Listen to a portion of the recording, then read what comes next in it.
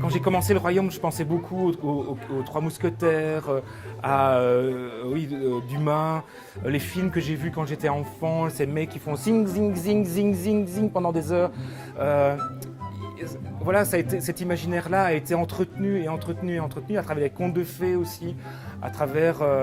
Donc c'est un univers dans lequel on peut vraiment, il y a toutes sortes de choses qu'on n'a pas besoin d'expliquer. Dès qu'on voit un château, on sait qu'il y a soit de baronnie, soit un conte, etc. C'est des choses que tout le monde a intégrées. Alors le dessin, ça me sert à trouver des idées, des mini-scènes, des choses. Ça passe parfois par simplement rechercher le personnage. Tiens, je l'investis dans certains dialogues ou d'une situation ça devient un tas de dessins au crayon, c'est très libre. Après vient un scénario, une histoire, là qui est rédigée, avec un texte, mais qui est assez simple.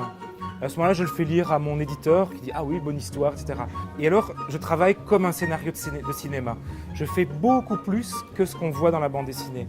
Et je coupe, en fait, comme au cinéma. Et après, je fais du montage. Donc, j'ai un paquet de feuilles comme ça. Je les scanne toutes et je les mets dans des cases et je supprime des choses.